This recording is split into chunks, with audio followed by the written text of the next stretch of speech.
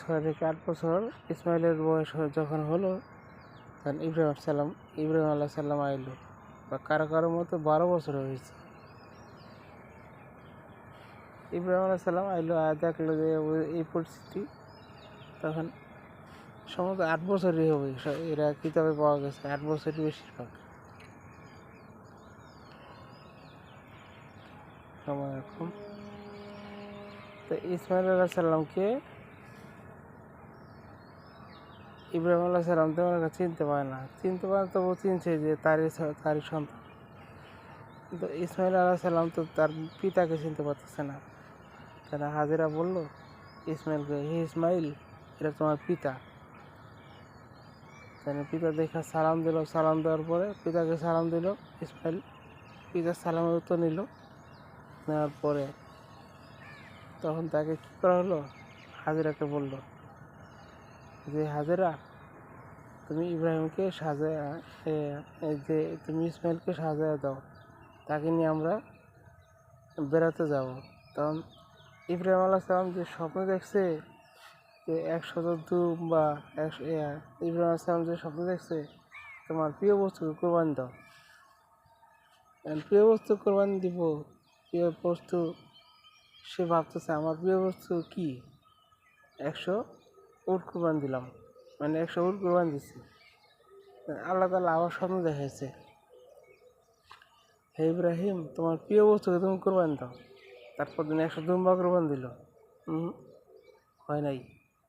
তারপর আল্লাহ তাআলা বলছে, তোমার প্রিয় বস্তু কোনটা, সে কোরবানি দাও। উট উট কোরবানি দিল, দুম্বা কোরবানি দিল, ভেড়া কোরবানি দিল, কোনো কোরবানি আল্লাহর কাছে পৌঁছে না। আল্লাহ তাআলা বলছে, তোমার প্রিয় বস্তু কোনটা, তুমি সেটাকে কোরবানি দাও।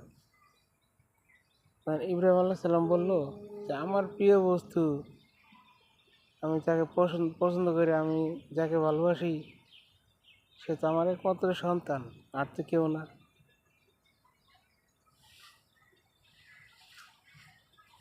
তো সে বিষয় হলো যে ইব্রাহিম আলাইহিস সালাম প্রিয় বস্তুকে কোরবানি দেওয়ার ফলে, মানে কোরবানির উদ্দেশ্যে এখন হাজেরা আলাইহিস সালামের বাড়িতে গেল ইসমাইলকে নিয়ে, সে প্রিয় বস্তু কোরবানি দিব।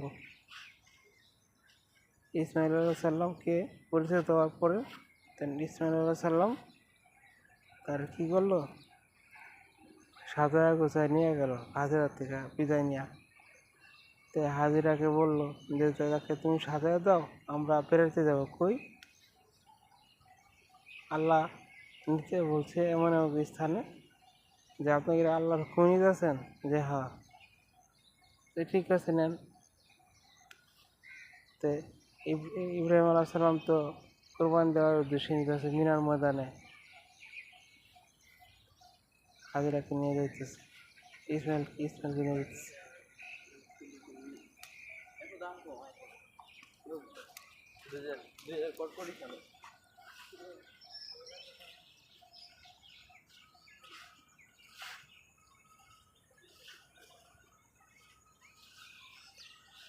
তো ইসমাইল আলাইহিস সালামকে যখন কোরবানির জন্য নেওয়া হচ্ছে, তখন ইবলিশ শয়তান হাজেরাকে বলতেছে, হে হাজেরা, তুমি কি জানো ইব্রাহিম ইসমাইলকে নিয়ে কোথায় যেতেছে?